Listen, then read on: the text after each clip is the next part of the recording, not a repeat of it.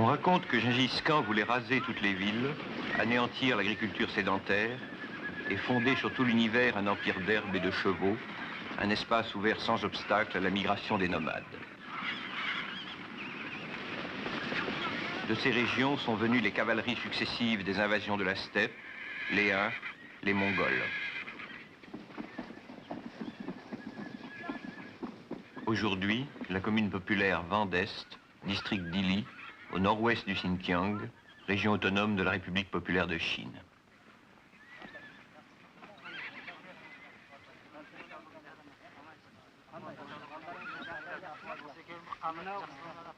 Les peuples nomades ont été bien souvent rebelles aux États modernes. Ce voyage, c'est une question. Qu'est-ce qu'un nomade communiste ?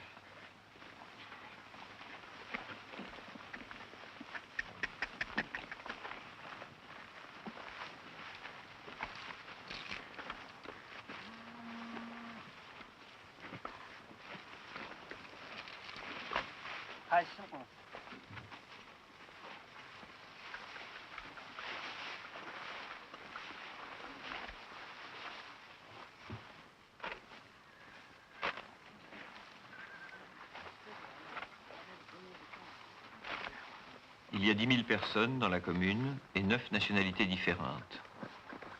Mais 90% sont des Kazakhs, un peuple dont on dit qu'il est à l'origine des gitans du monde entier.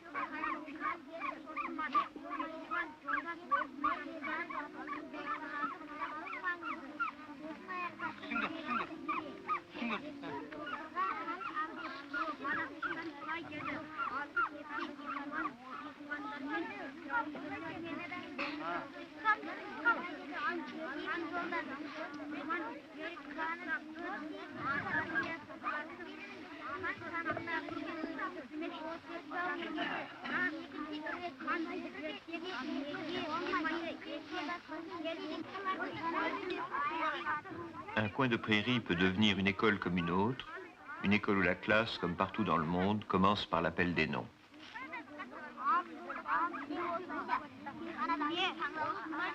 Beysenbek, Aygül, Kızsara, Kamunakan, Zinatkan, Malaybek, Şebepkan, Tostam.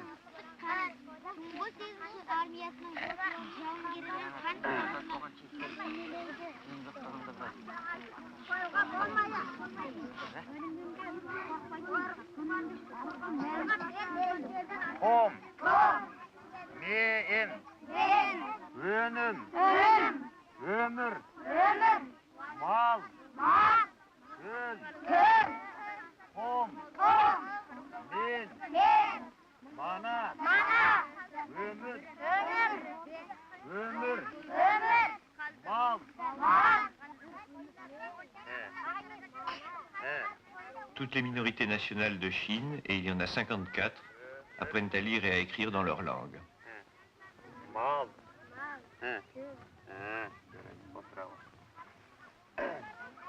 Ötü okuşlar. Biz niye erkek?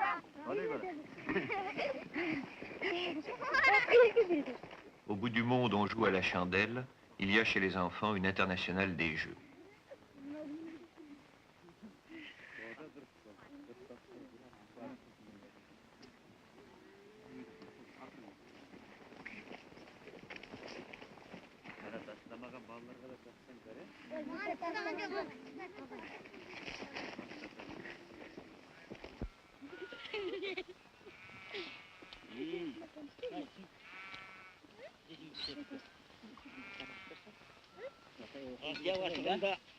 Çay degen mine, nan degen mine endi.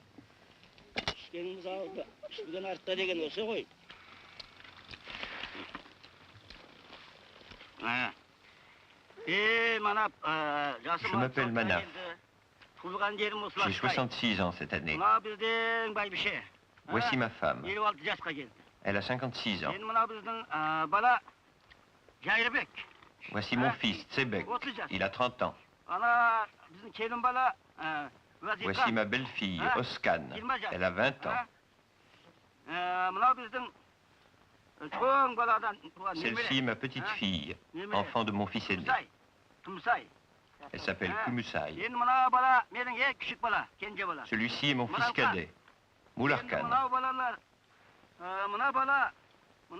Et celui-là est mon plus jeune petit-fils.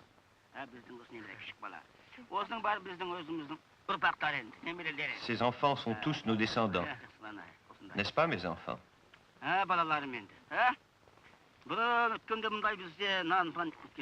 Mes enfants, autrefois, la nourriture et l'habillement nous manquaient. Nous avons tant souffert de l'oppression. Vous autres, vous êtes nés dans la nouvelle société, vous n'avez pas souffert de l'oppression. Бұл уақытта кемек едік. Маушы болғандықтан, кемгөң мұшаңлар болғандықтан, біз әзі және дағы жаспыз, алып салты кесек дағы. Және дағы, неше бір жылда кімің үшін мал бағып, халық еңбек сіңіреміз. Латент халыққа және дағы жол басшылық етіп енді. Ақылымызды айтамыз деген өзіміз сондай ойымыз бар. Соңырағанда сені жастыңдар, үйрену керек. Маушының кітабын үйрену класспен. Ainsi, Manaf exhorte tout son monde à se souvenir du passé. Manaf est un cadre. Il est membre du comité du parti de la commune. Pendant la révolution culturelle, il a été vivement critiqué. Ailleurs, on critiquait les bureaucrates des usines. Ici, on a dit à Manaf, « Camarade, tu ne t'occupes pas assez des troupeaux, on ne te voit pas assez sur ton cheval. » À chaque région, sa révolution culturelle.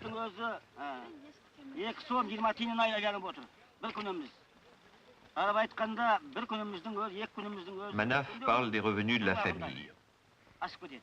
Cette année, nous tous, adultes et enfants, nous avons gagné en tout 1200 yuan. Ça fait une différence incommensurable avec ce qu'on gagnait dans le passé. Ma femme s'occupe de la cuisine et elle gagne aussi. Qu'elle raconte elle-même. Qu'elle raconte elle-même.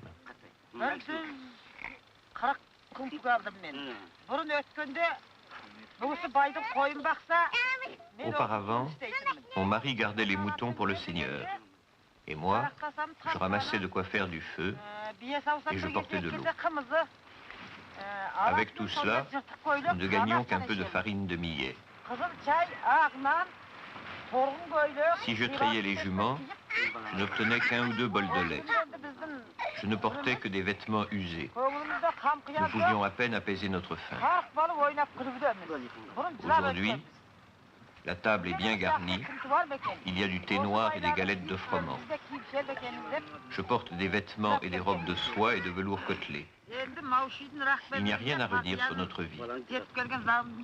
Autrefois, nous vivions dans les larmes, et aujourd'hui, nous vivons dans la joie. Le jour tant attendu est arrivé. Celle-là est notre petite fille. Elle a 18 ans. Si c'était à l'époque du Kuomintang, où l'on ne connaissait que l'oppression, l'humiliation, la faim et le froid, on l'aurait vendue à l'âge de 13 ans.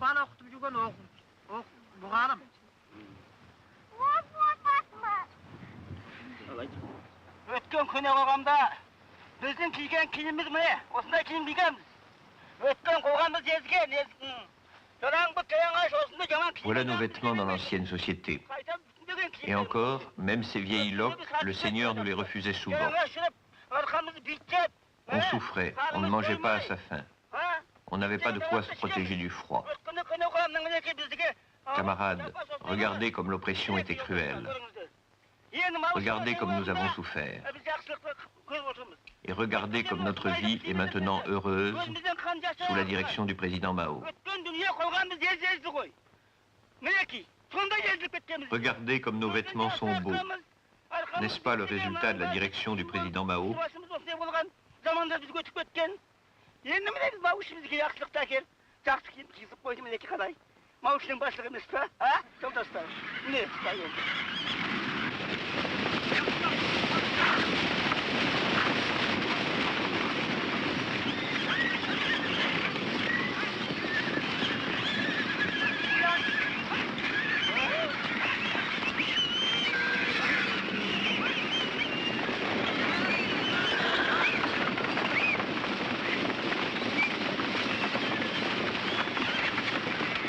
Avant la libération, il y avait 25 000 bêtes. Il y en a près de 80 000 aujourd'hui, chevaux, bœufs et moutons. En hiver, les troupeaux restent dehors. Ils descendent dans la partie basse et protégée des alpages. La montagne est dangereuse. En 1967, une tempête de neige a isolé les troupeaux et les bergers. De petits groupes ont fait des prodiges pour les rejoindre et les dégager. Manaf, notamment, a conduit un de ces groupes. Il y a eu malgré tout 7 morts et 500 bêtes disparues. Et tout le monde est d'accord que sans la mobilisation de toute la commune, le désastre aurait été total. C'est, aux yeux des Kazakhs, un exemple des pouvoirs de l'entraide et du collectivisme.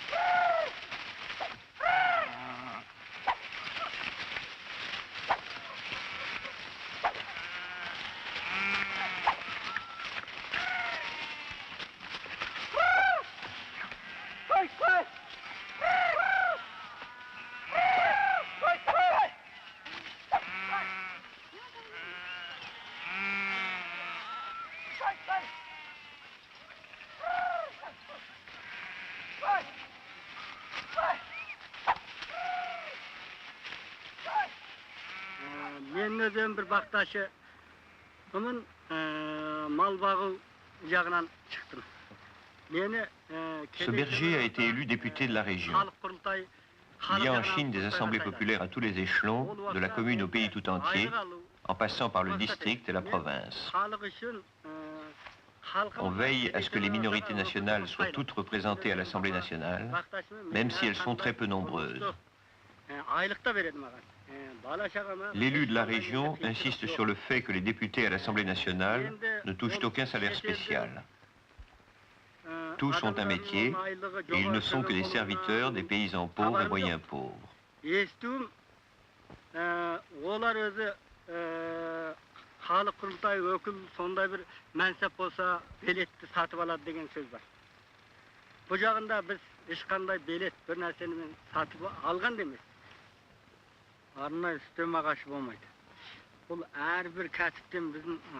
Pourquoi a-t-il été choisi comme député? Il s'en explique. Voilà comment je comprends les choses. Je n'ai rien d'extraordinaire.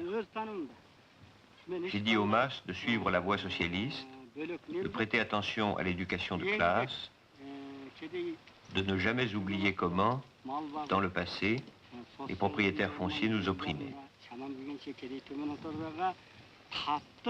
J'étais illettré avant la libération. Je ne suis jamais allé à l'école. Dans les années 51-52, J'ai participé à la campagne pour la liquidation de l'analphabétisme.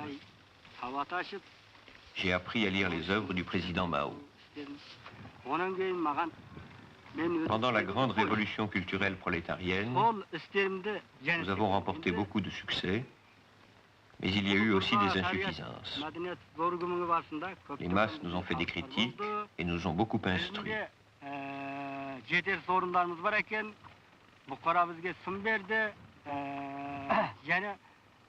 Si je cessais d'élever des moutons pour m'occuper uniquement de ma fonction de député, je risquerais de trahir mon passé. Je suis content de continuer mon métier de berger et de rester parmi mes frères de classe. J'ai toujours été berger. J'aime mon travail et je ne vois vraiment aucune honte à élever des moutons. Si les masses populaires ont des désirs à exprimer, des remarques à faire, je les transmets à l'Assemblée populaire. Élever des moutons fait partie des intérêts de la Révolution. Être berger et vivre parmi mes frères de classe, c'est ce qui me convient le mieux. Je persuaderai mes enfants et les générations à venir de continuer ce travail.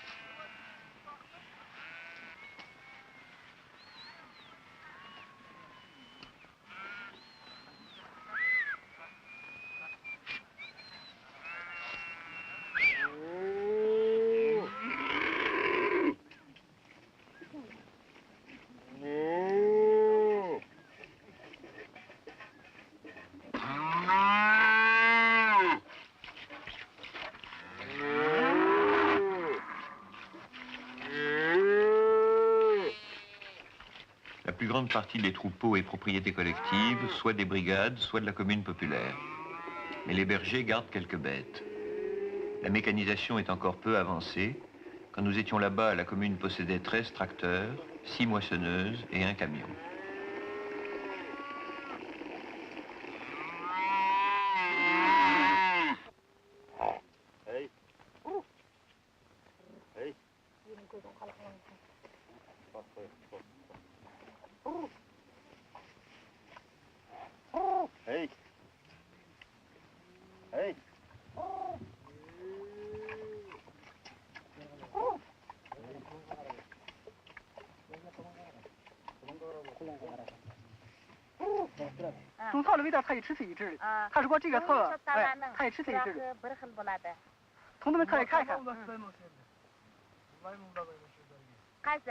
Petit cours sur les plantes médicinales fait par un soldat.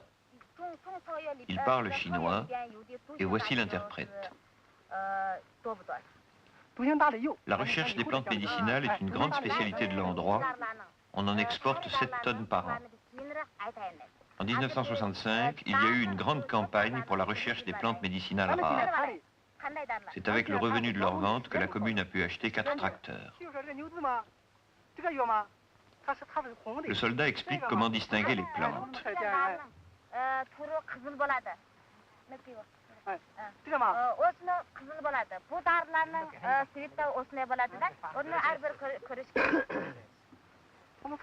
Les fleurs nous permettent de faire une distinction. Par exemple, celle-ci, que l'on appelle Niutse, elle est rouge, tandis que celle-ci est violette. Vous pouvez d'ailleurs le constater.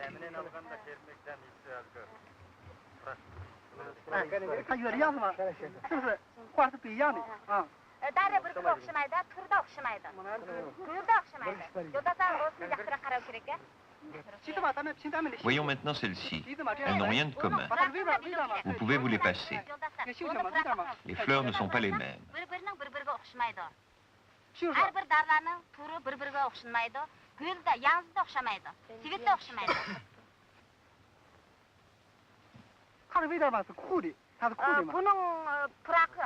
Donc les fleurs, les feuilles et les fruits de ces plantes médicinales nous permettent déjà de les distinguer. Il y a en plus leurs odeurs qui diffèrent et que nous pouvons sentir en les reniflant.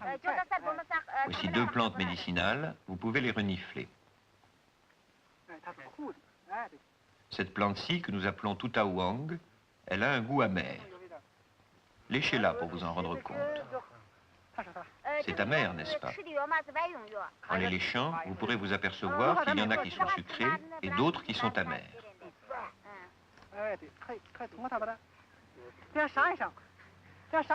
Pour pouvoir distinguer les plantes médicinales, il faut bien connaître leurs caractéristiques, c'est indispensable.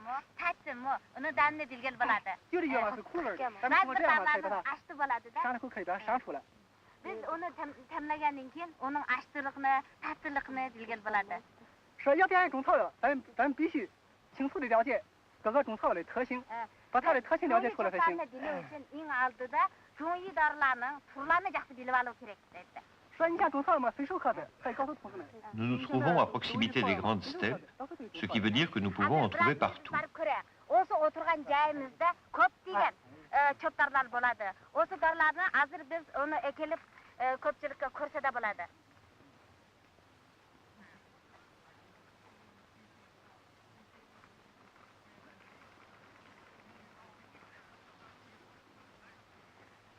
Il est courant de dire, quand on connaît les plantes médicinales, elles sont un trésor. Sinon, elles ne sont que de vulgaires herbes.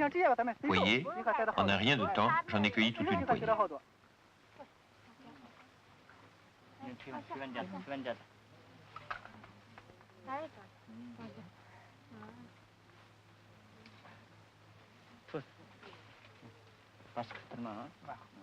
C'est sous la tente des Kazakhs, la yourte, qu'on a installé ce petit bloc opératoire.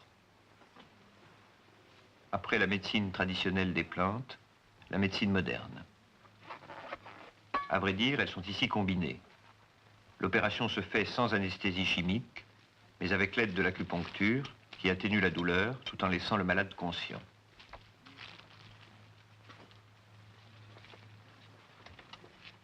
Médecine traditionnelle, médecine moderne, mais surtout médecine populaire, ce qui veut dire ici médecine nomade.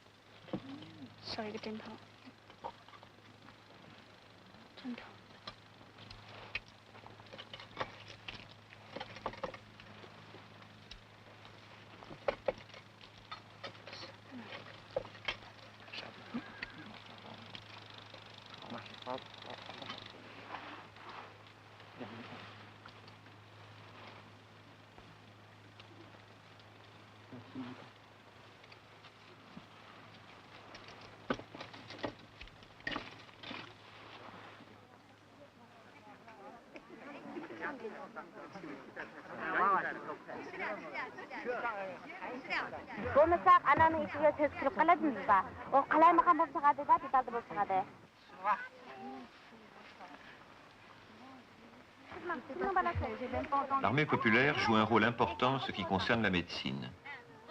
La médecine civile est bien organisée, un hôpital au niveau de la commune, des dispensaires mobiles partout.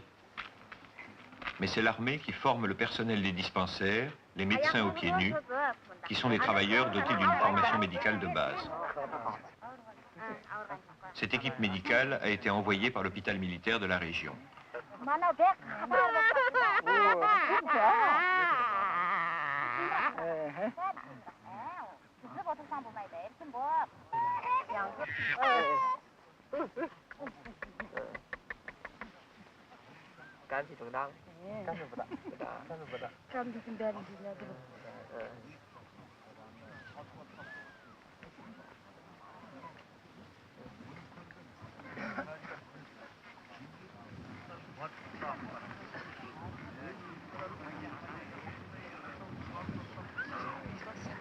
最近挺好的，就是咳嗽。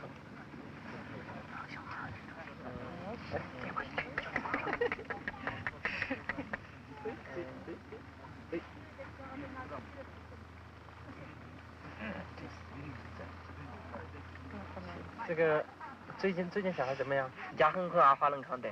你们巴郎是阿华人。家是。吃饭好不好？他爸爸牙口吃不吃饭呢？学的没。现在吃奶吧。儿子4特西的吗？7岁，他们7岁。几岁了？康几啊？1岁吗？2岁吗？1个牙是吗？康几啊？1岁。2岁了的没？2岁了。2岁，5个月。哦，5个月。5个月。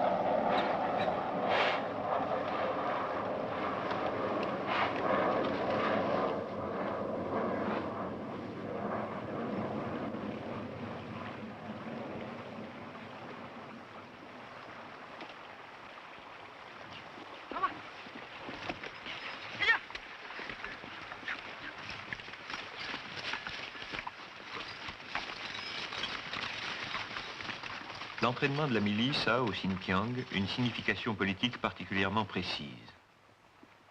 Nous sommes vraiment tout près de la Russie. La commune Vent d'Est se décrit elle-même comme un avant-poste antirévisionniste. Le Xinjiang a 2000 km de frontières communes avec l'URSS et avec la Mongolie, occupée par les troupes soviétiques. Derrière les montagnes, l'Union soviétique a massé au moins 1 million d'hommes et ses fusées les plus modernes. En 1969, à l'autre bout de la frontière, vers l'est, sur le fleuve Ussuri, les soviétiques ont provoqué de sanglants incidents en voulant s'emparer de petites îles chinoises.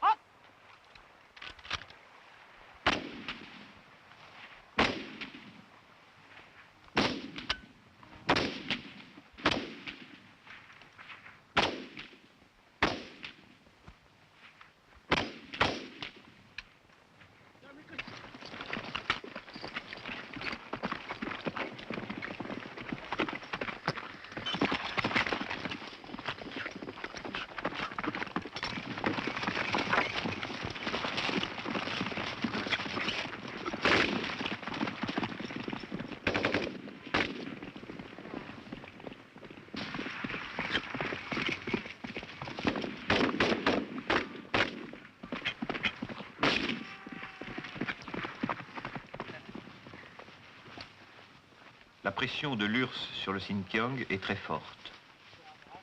Le district d'Ili est une zone militaire. L'armée y joue un rôle important. Comme partout, elle entraîne la milice, elle participe aux moissons. Mais ses tâches administratives et économiques sont, dans ces zones spéciales de frontières, nettement renforcées.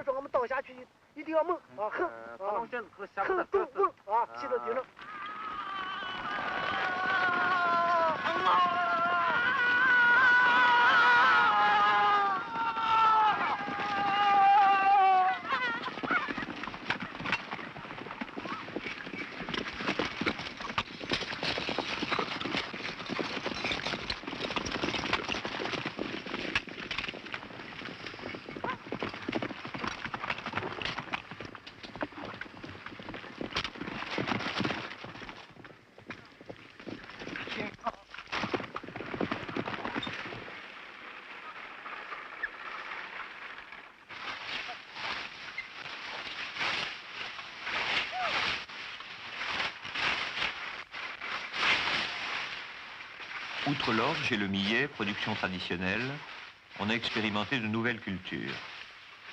C'est en 1966, par exemple, qu'on a pour la première fois semé du maïs, et avec un grand succès.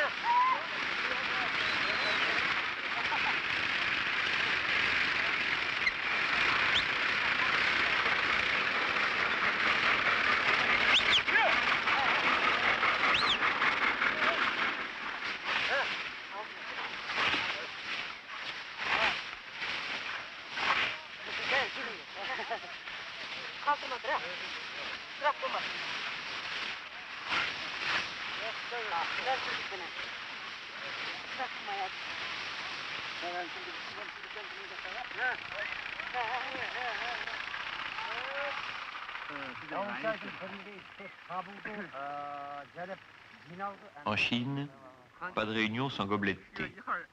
Ici, toutefois, le thé est remplacé par un bol de lait de jument.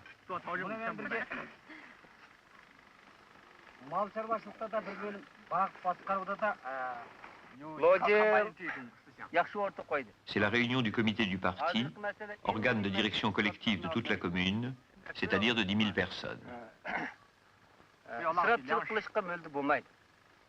Yeukin a très bien abordé la question. Il faut lutter contre le gaspillage. La brigade numéro 4 réclame des moissonneuses batteuses. À mon avis, il ne faut pas seulement compter sur ce matériel. Nous devons marcher sur les deux jambes, mobiliser toutes les forces, tout le potentiel humain et mettre pleinement à profit les machines. Dans les conditions où nous sommes, il ne faut pas compter uniquement sur les moissonneuses batteuses, mais aussi sur la mobilisation de toute notre force. S'appuyer uniquement sur les moissonneuses batteuses est une idée fausse. Il peut en outre y avoir le cas suivant. 2 brigades réclament en même temps des moissonneuses batteuses. Peut-on attendre ainsi les bras croisés? Ce serait une erreur.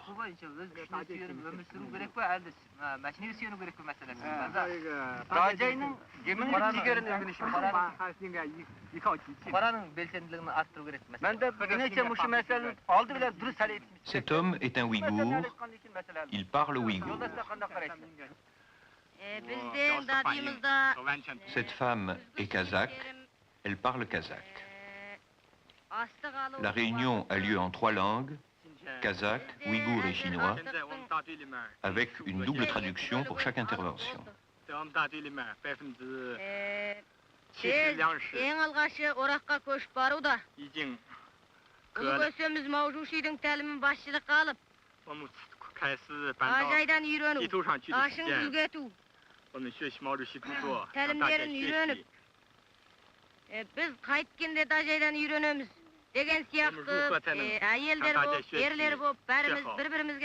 Les Kazakhs n'étaient pas musulmans, mais pratiquaient un paganisme local. Avant la Révolution, les femmes étaient cependant particulièrement opprimées. Il y avait la polygamie et, avec le nomadisme, de nombreux cas de femmes abandonnées. Les femmes devaient aussi suivre les troupeaux. Il fallait déplacer la tente et tout ce qu'elle contenait, la réinstaller, s'occuper du portage de l'eau. Tout cela retombait sur les femmes. Aujourd'hui, la polygamie est évidemment interdite. Comme ailleurs dans le pays, on favorise l'accès des femmes aux postes de responsabilité. Mais surtout, le travail domestique est reconnu comme un véritable travail et rétribué en conséquence. Les femmes de berger touchent ainsi un salaire.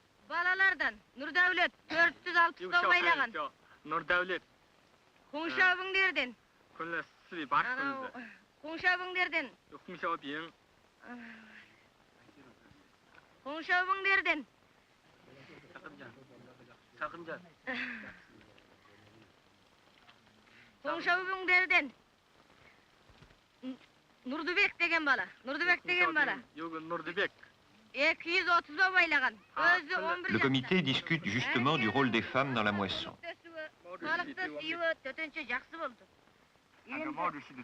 Une d'entre elles dit Nous avions deux équipes qui étaient réservées aux femmes. Équipe des femmes et équipe des jeunes filles. Cette année, même des femmes âgées de 60 ans s'y sont jointes. Côte à côte avec les soldats de l'armée populaire de libération, les membres de familles de travailleurs, femmes comme enfants, se mettent tous au travail.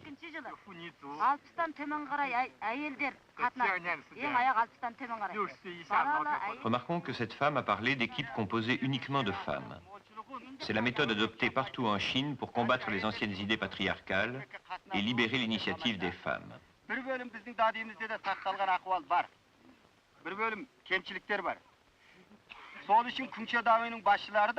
Le comité du parti examine maintenant certains défauts politiques.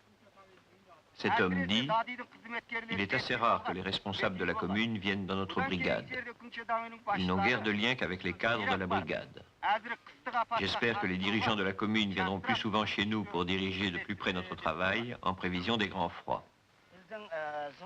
J'espère que les camarades secrétaires de la cellule vivront et travailleront côte à côte avec les masses et mangeront à la même marmite qu'elles. Voilà tout ce que j'ai à dire.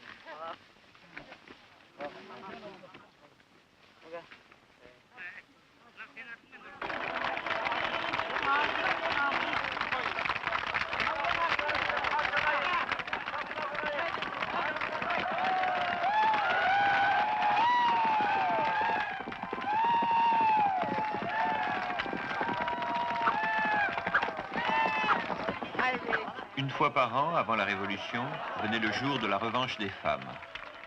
Les femmes poursuivaient des hommes à cheval en essayant de les frapper. Si la cavalière rattrapait l'homme, celui-ci était tenu de l'épouser. Les fêtes locales ont conservé ce thème de la poursuite. Évidemment, l'issue n'est pas la même.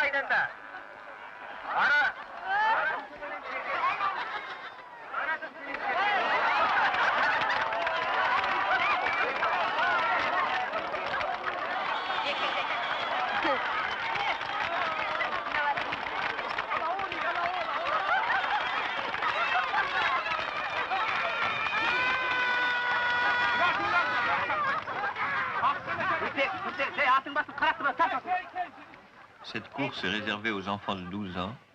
Le parcours est de 6 km.